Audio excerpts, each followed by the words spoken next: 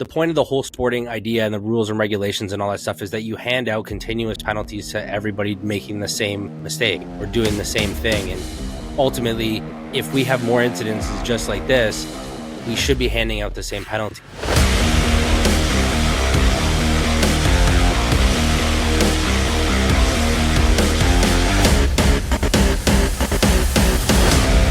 What's up, everybody? Welcome back to F1 True North, the Canadian Formula One podcast. We're back. We got Thomas, I'm Walker, and Drew is back from vacation. Welcome back, Drew. We are talking about Saudi, the Jeddah Corniche circuit. We had our race this past weekend. We can talk about our first impressions and we can go over that. Just want to let you know, I have three very specific things that I want to cover in this podcast. So let's just jump right into the first one, shall we? If you're ready. Let's do it. I want to talk about race start, first corner, Oscar and Max. Was that worth a 5-second penalty? Drew. Quick answer is no.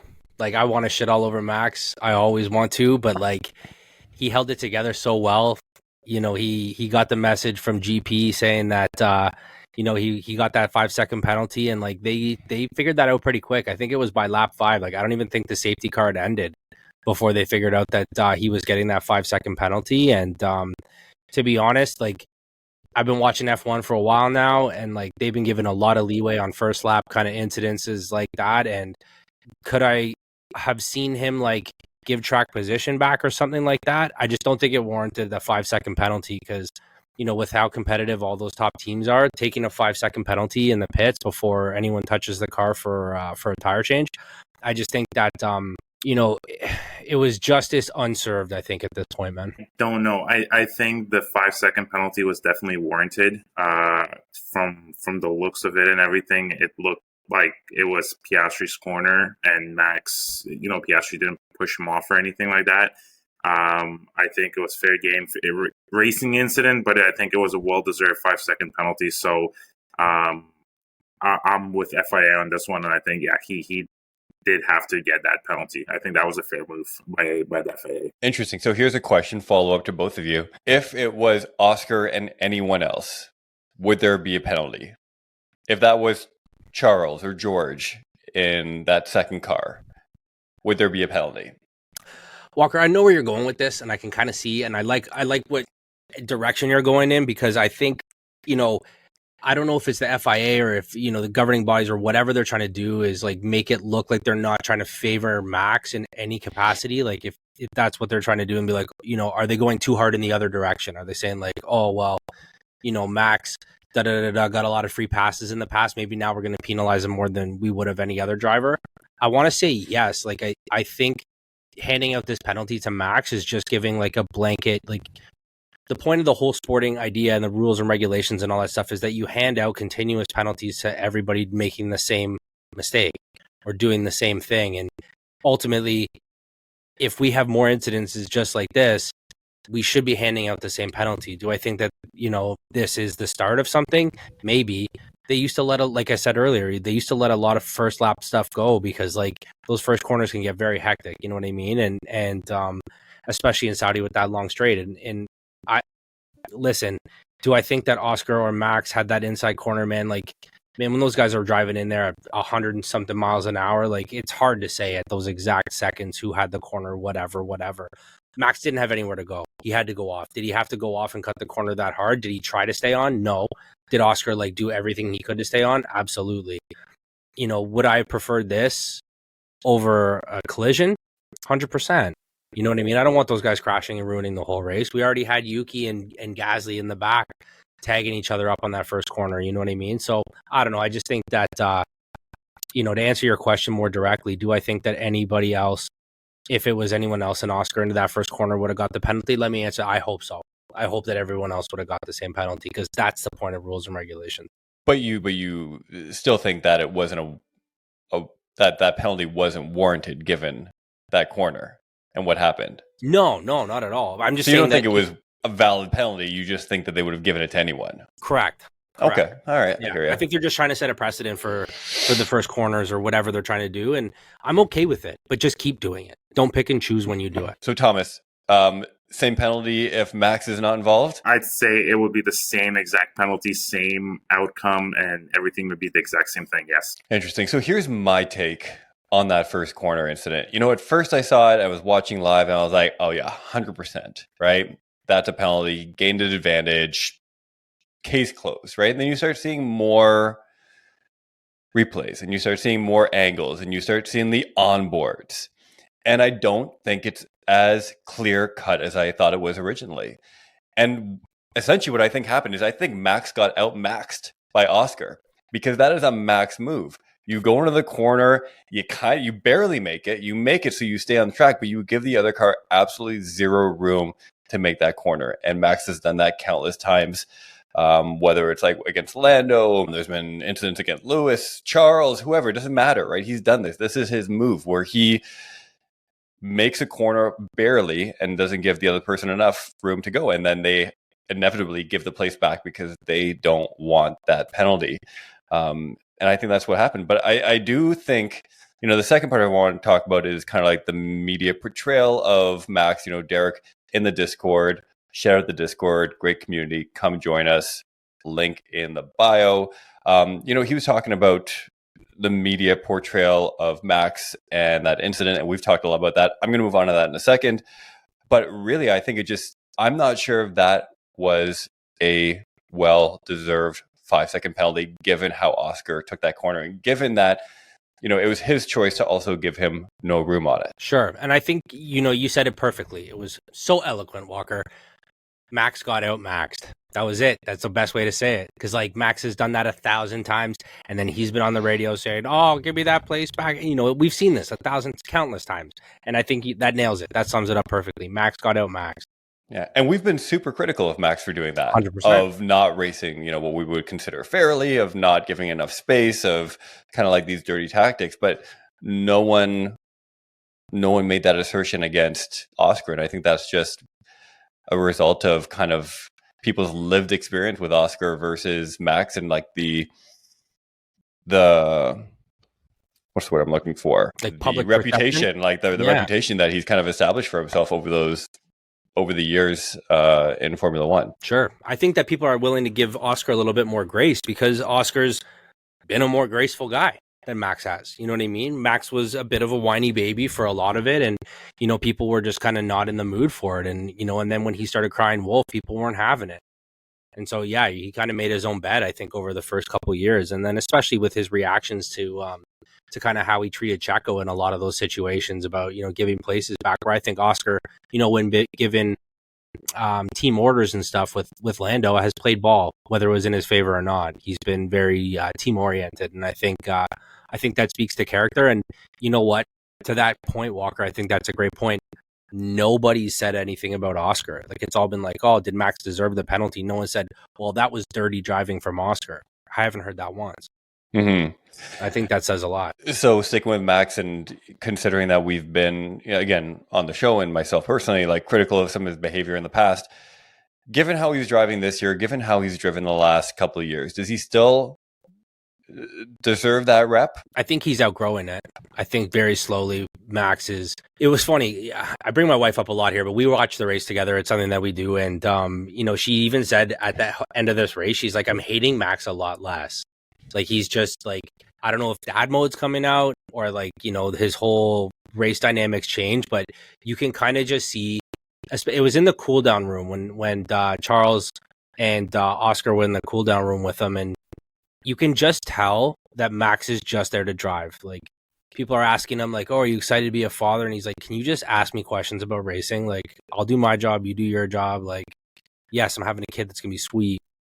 I'm here to talk about racing. Let's go racing. And, when you understand that more about him, I think you get the mentality of him a little bit better. And I think you can understand his decisions a little bit more. So I noticed probably since near the end of last season that he seems a little bit more grounded and chill and more mature. He actually did some growing up, and just he should have been at that stage where he is now. He should have been probably a couple seasons ago. I think he would have been way less hated and way more loved.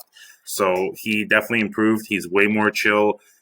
Even, you could even tell in his commentary and everything, just way, way nicer demeanor and just way more mature overall. So yeah, he definitely changed. I wonder how much he has changed and how much our perspectives of him have changed when he's not the like alpha driver, when he's not the dominant force that he has been, right? And when everything's not going his way and when, the car isn't performing and he's having some struggles, I wonder how much of that plays into how we perceive him as a driver and a competitor versus when he's just absolutely destroying the field week in, week out and dominating. So I guess the question I'm trying to ask is, do you think that Max has really changed as a competitor and as a racer, or do you just think our perception of him has changed because he's not that dominant force that we're used to seeing and it just became annoying to see him win and in such dominant fashion all the time? I think that's both parts because, when someone just wins all the time, unless you're like that guy's biggest fan, it's just annoying. Like I was never a Patriots fan, and to watch them win like Super Bowl after Super Bowl after Super Bowl, it ain't it.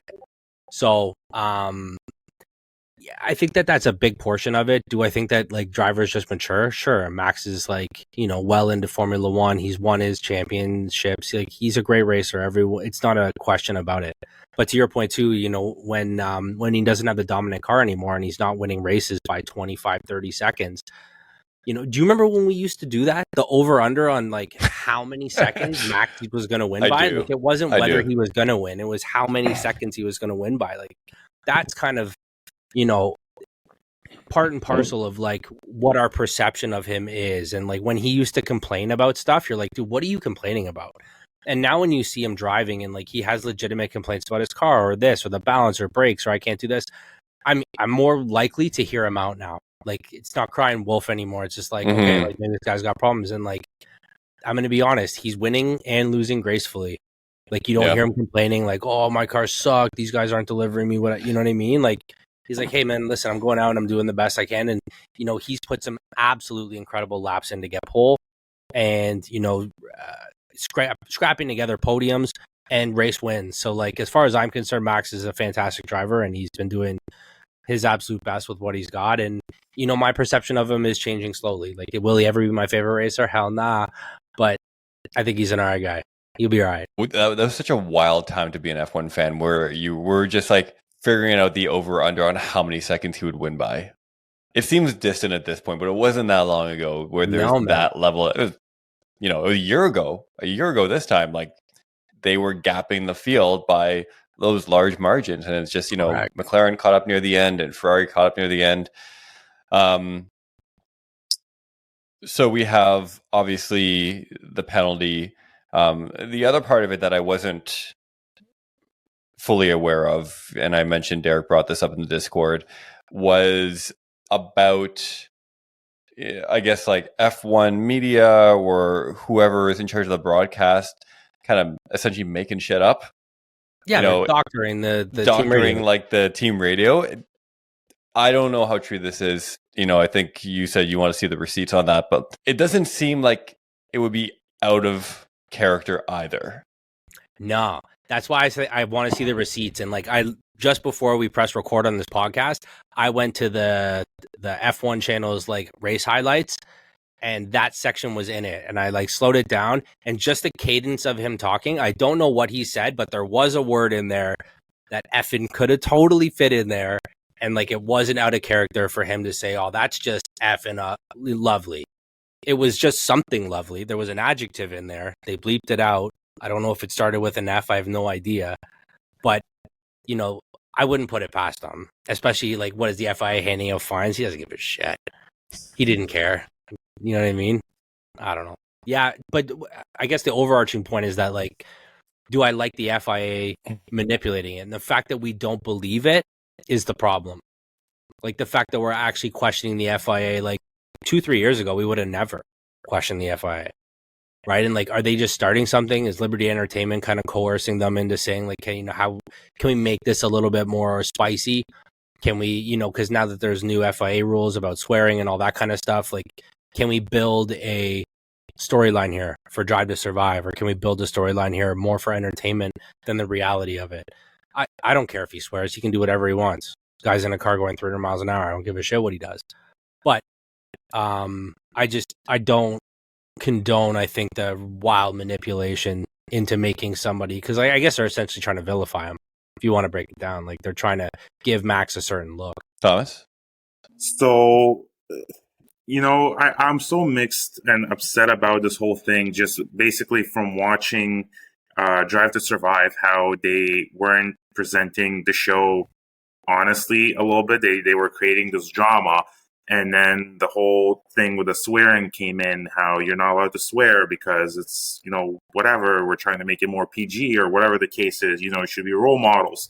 And now with, what happened this past weekend, if it did happen, let's say if he said, bloody instead of whatever, the F word, let's say, but just the whole, to Drew's point, the fact that we are questioning this, that's a serious red flag. And I look at that and it seems like almost in a way in like censorship, like it becomes these new rules that don't really make sense. And it takes away, in my eyes anyways, it takes away, how can I put this? How can I word this? Kind of from the sport, it becomes kind of fake. It doesn't become real. It becomes scripted.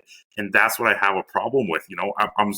If this continues on, for myself, I can see myself jumping out of F1 and not watching it just because with the FIA BS, what they're doing, it's becoming too scripted. And again, to Drew's point, they're trying to, it seems like they're trying to attack Max.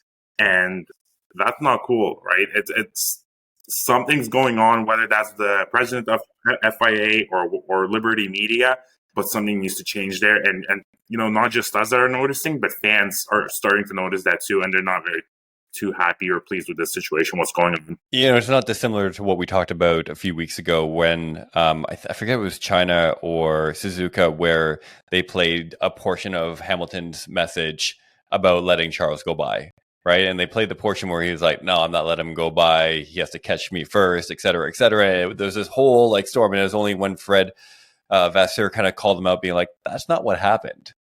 Right. This is no different, right? You're manufacturing entertainment and you're creating potentially something out of nothing. And I don't know, maybe I just take these messages, these team radios too literally. But when I see 4 stars, you guys can check this out on the Discord as well. When I see 4 stars, I'm trying to think of 4-letter words. Mm-hmm. I don't know if it's that literal, but I'm he could say that's just lovely, very sarcastically. I'm not trying to figure out what can go in there, but it's definitely something that is concerning. And, we talk about a lot, that mix between sport and entertainment and what's trying to be manipulated and presented, and then Drive to Survive, everything you guys just touched on. And this kind of mistrust of the governing body of the most popular racing series in the world is definitely a troubling trend. So we'll see kind of what happens. That was the second thing I want to talk about. So we got the corner, we got Max and the FIA, potential manipulation.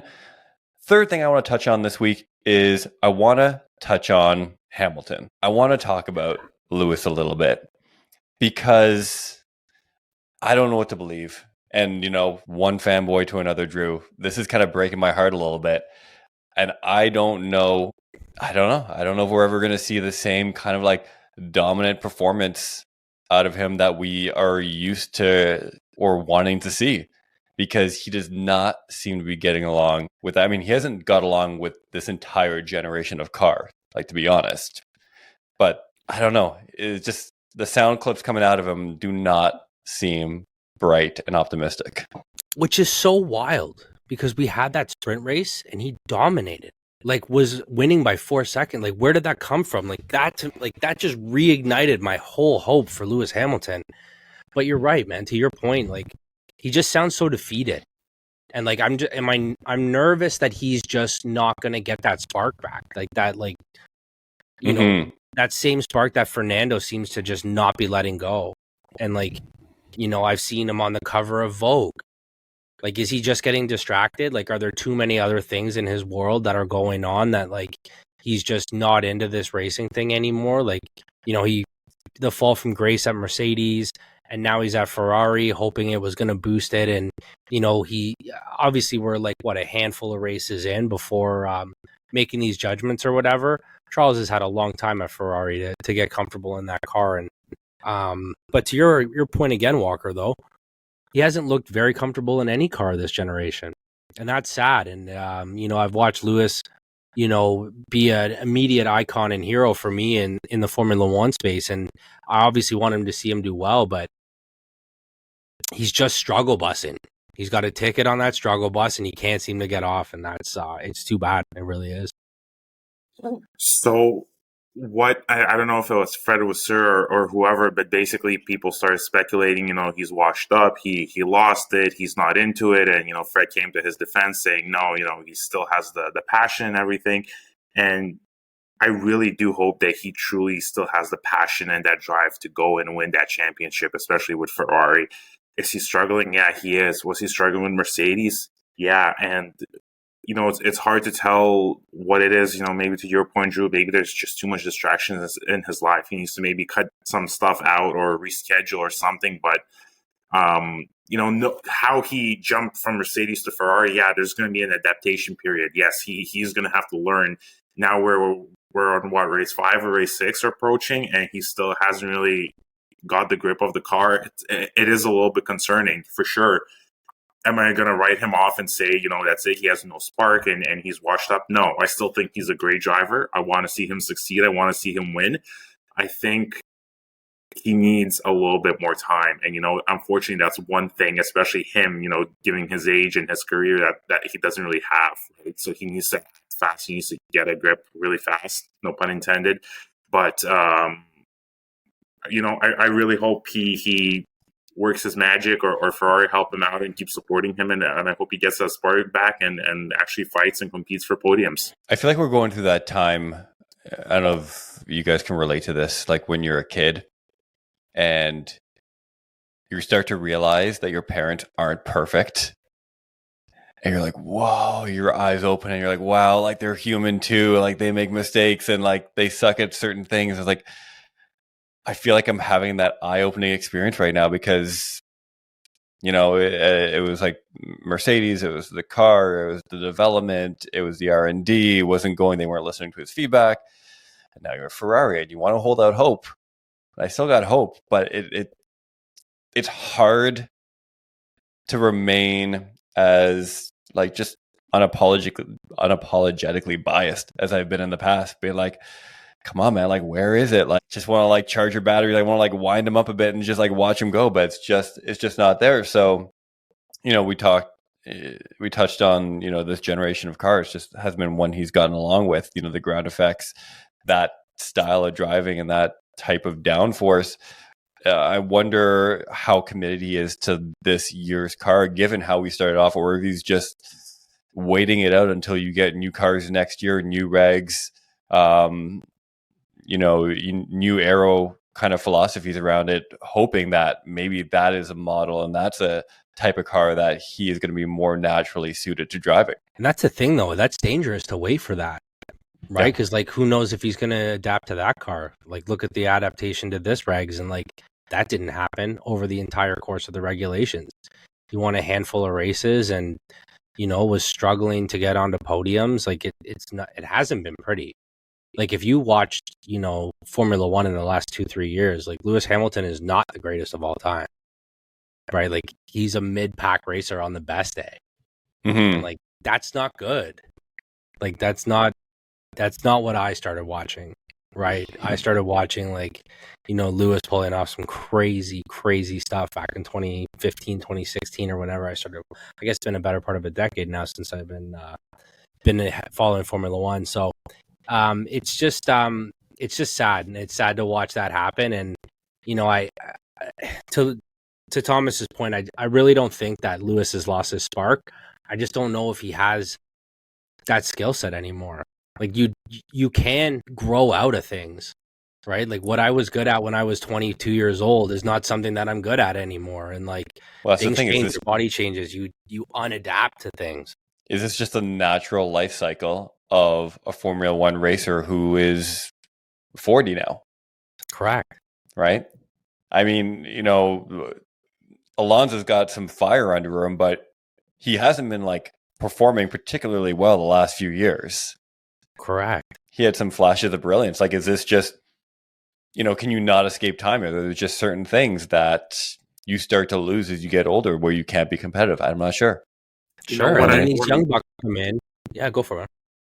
Sorry, what I really noticed was when Lewis and Valtteri were of the same team, the last time that I can remember when they were on the same team, Mercedes, that's when Lewis was peak. He was, performing, and Valtteri was helping him, and it was really entertaining, and it was entertaining to watch, him competing. And now looking back at 3-4 years ago, or looking back at it now 3-4 years ahead, and it's just not there. It's a completely different result, and it kind of blows my mind. Where did he go? Again, Drew said, regulations, adaptation. He might be waiting for the next year's regulations in cars, but that's also a dangerous game because, like you said, what if he doesn't adapt, right? Like, where do you go from here? And it's just sad to see. I really, really hope he gets it back and continues. I think if anyone can be mentally strong enough to kind of come back, it would be him. I'd like to think that. And you got to think, I mean, it's no different with Max or any of these drivers, but especially like guys that are at the top, like Max and Lewis. Like, you have people online in the comments talking shit about you all day. Like, you can't, like, I know they don't read it, but it's just like, it's like you just know it's out there, and that energy is out there, and that vitriol and that bad juju is just out there. And it takes a special person to block it out. And Max does that in a very different way than I think Lewis does that. And he's always been, the optimist. He's always been still we rise. He's always been, had all his catchphrases of being this inspirational driver who's achieved incredible things. And I like to think he still has that in him. It's just, you're just going through a period where you're eating shit. But yeah. Isn't there is it just me, or is I always just want to press a magic button and I want to put every single guy in the exact same car? Well, I want to do that because I just want to see does he have it or not have it? Well, to your point, but I think this is like something similar. You talk about the different characteristics of the cars, and he talks about how hard it is to adapt. Would Max be? We have this conversation all the time, but would Max be as quick in a McLaren? Right? He says he would be, but do you have to drive the car so differently that maybe you're not? Yeah. Right? Are all these drivers so honed into that particular car and how it's engineered to drive that just getting into another car doesn't mean automatic victory because it's the fastest one for Oscar and Lando right now, that anyone would be fast in that McLaren? Yeah. It's a combination of driver and car, right? And that's always been what's been going on. Yeah, it's interesting, and we've seen that a lot, and some of these older guys aging out of Formula One, and I don't think that it's going to be now. I think Lewis needs to get into that new car. I don't even want to count this year out. No, I'm gonna stop there. I don't want to count this year out. I don't, because as a fanboy, that's what you do. You back your boy, win or lose, and I just think that he has more in him, and if Leclerc's putting that on the podium, that means he has every opportunity to get that car on a podium. Because he's just as good of a driver. Maybe not over one lap, but that guy can make a car work over the course of a race. Well, listen, we've got 19 more races. He's got 19 more races to figure it out. We've got 19 more races to cry. To watch him try to figure it out. To watch him try and figure it out and cry if he doesn't. We got Miami coming up, which is, I think, no one's favorite track. Correct me if I'm wrong, but it's whatever.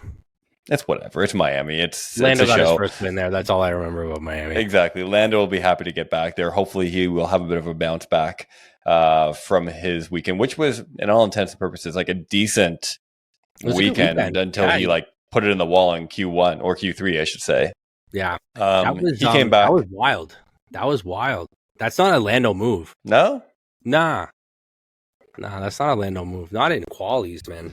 That's not a Lando move. Maybe. I think it's kind of like what we talked about last week, Thomas. It's like how much confidence do you have in Lando to kind of close out a season where he has the car and the talent to win it all versus let these little mistakes creep in? Okay, that I'll agree with. That I can agree with. I just mean crashing the car in Q3 is not like a typical Lando. No. Like if you said that's a Checo, I'd be like, hell yeah, that's a Checo play for sure. But like, Yeah. as far as a Lando move, that's not a Lando move. But yes, like folding under pressure, yes, that's a Lando thing. I don't know. And that's the thing, is Lando has all the talent in the world. I just think that like when push comes to shove, sometimes he just makes some bonehead decisions. And I would say maybe not now, because George has been doing a lot better, but I'd say George Russell was in that boat too. He was one of those guys that like push came to shove, he just like couldn't make it all happen. He couldn't string all of them together to make a whole season or a whole race. Did you guys see that clip of Sebastian Vettel talking about Lando? I did not. I saw mention of it, but I never saw the clip. No, how he was talking about how every driver goes, we talk about like going back to Lewis even, you go through like self-doubt, and you go through, not believing that you are the best driver in the world, and Lando's like the only one to talk about it. Right. And he's the only one to be out there and admit, but like, yeah, like sometimes I feel really nervous and like I feel like shit. And I am afraid of failing and all that stuff. And that's not something you hear. And it's just applauding Lando for kind of being a little bit more honest with, the psyche of a driver, which wouldn't have happened 10, 20 years ago, right? Because everyone had to be like fucking stone faced and the best and all that. So they were cowboys back then.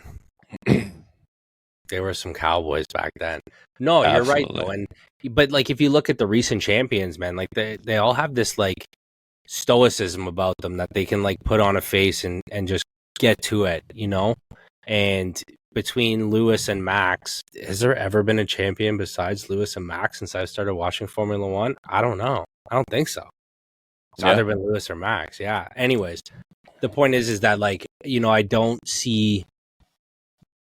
I can't see Lando there yet. I just don't know if he's got that in him. And like, I can see that with Oscar. Like Oscar just has that like little stoicism about him where he's like super calm. Like he never gets flustered. It's like the race is already in the bag for him before he even starts it. And like, even when he's not in first place or like they make a shitty strat call or whatever the case is, I just think that he just gets on with it. He doesn't sit and cry about it or get upset or whatever. He just says his piece, doesn't swear. He's just so calm and level headed. And I think that's what takes a true champion. You know what? You heard it here first. I think Oscar's going to win it before Lando does. So I'm pretty sure, me and Walker were kind of talking about this last week, and I made kind of comparison between Oscar and Max. And there's so much similarities between them, to what you basically said. The way Oscar is compelled, composed, just concentrated, goes out, does his thing, comes back, and whatever the result is, win or lose, he keeps the same composure, doesn't show too much excitement, just very, very grounded. While Lando is a little bit more emotional. Not that that's a bad thing, but I could see the same thing. I could see Oscar progressing further and more faster than Lando for sure, which is a little bit of a shame since, Lando was there since the beginning and McLaren's like, he's our number one driver. I kind of feel for Lando in that sense, but unfortunately, Oscar is the one with the results so far. Well, he's up 10 points, 5 races in, so his to lose at this point. Fair enough. Well, we'll see. So we got Miami, we got a bye week next week. And then Miami. And there we go. Is it weird that I'm actually looking forward to a bye week? The triple header was big. Do you need a break? Yeah, the triple header was big, man. Like I was just like, you know what? I think we had such a good race, then such a bad race, and then such a the roller coaster ride. It's too much for me, man. I got a lot of stuff going on in my life right now, and I just can't handle the swings here. I mean, the problem is that you stayed up till 3 a.m. to watch a shit race. Rattled. That just kicked things off on the wrong foot. It was just the wrong race to stay up for. What was it, Suzuka? Yeah. Wow. Yeah, I think that's kind of where it. Yeah, I'll take a bye week, mainly because I just want to see.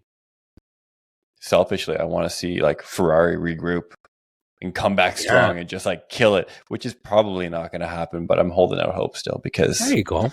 That's what I do.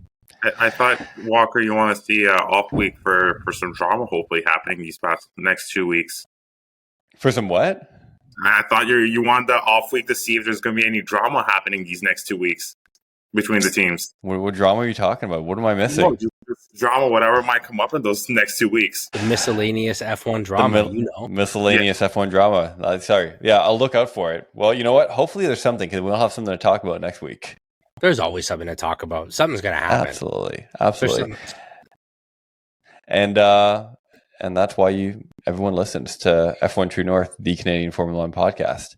Thank you for listening. Don't forget to, tell your friends, family, rate, subscribe, join the Discord, find us on social. Anything else I'm missing?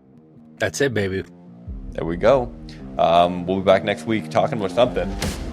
Tune in to find out what. Let's get it. There we go. All right, ciao for now.